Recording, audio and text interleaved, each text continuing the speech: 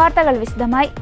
Indian തുറമുഖ വികസന ചരിത്രത്തിലെ ഏറ്റവും വലിയ വിദേശ സ്വകാര്യ നിക്ഷേപത്തിന് വിഴിഞ്ഞം അന്താരാഷ്ട്ര തുറമുഖം വേദിയാകുന്നു. തുറമുഖത്തിന്റെ 49% ഓഹരിയാണ് MSC സ്വന്തമാക്കാനൊരുങ്ങുന്നത്.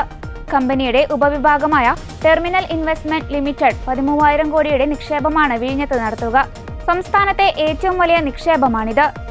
ആകെ $2.85 ബില്യൺ മൂല്യം കണക്കാക്കുന്ന വിപുലമായ വികസന പദ്ധതിയിലാണ് MSC ഗ്രൂപ്പ് പങ്കാളികളാകുന്നത്.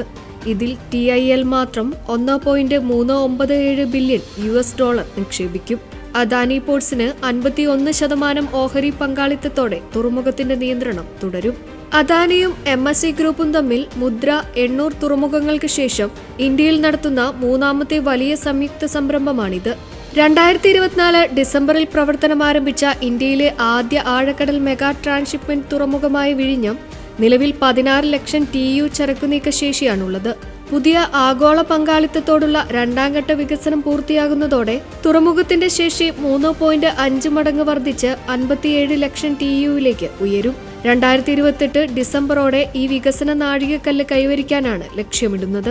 ഇന്ത്യൻ മഹാസമുദ്ര മേഖലയിലെ ഏറ്റവും തന്ത്രപ്രധാനമായ ട്രാൻസ്ഷിപ്മെന്റ് ഹബ്ബായി വിഴിഞ്ഞത്തെ മാറ്റാൻ ഈ സഖ്യം വഴി തുറക്കും. നിലവിൽ തെക്കുകിഴക്കൻ ഏഷ്യൻ രാജ്യങ്ങളിലെ ട്രാൻസ്ഷിപ്മെന്റ് ഹബ്ബുകളെ പ്രധാനമായും ആശ്രയിക്കുന്ന ബംഗ്ലാദേശ് ഉൾപ്പെടെയുള്ള അയൽ രാജ്യങ്ങളെ ചരക്കു നീക്കത്തിൽ വലിയൊരു പങ്ക് ഇനി വിഴിഞ്ഞത്തേക്ക് ആകർഷിക്കാൻ ഈ സഹകരണത്തിലൂടെ സാധിക്കും. പ്രവർത്തനം തുടങ്ങി വെറും 18 മാസത്തിനുള്ളിൽ 20 ലക്ഷത്തിലധികം TEU ചരക്കു നീക്കവും 950-ലധികം കപ്പലുകളും കൈകാര്യം ചെയ്ത് വിഴിഞ്ഞം ദേശീയ റെക്കോർഡിട്ടിരുന്നു.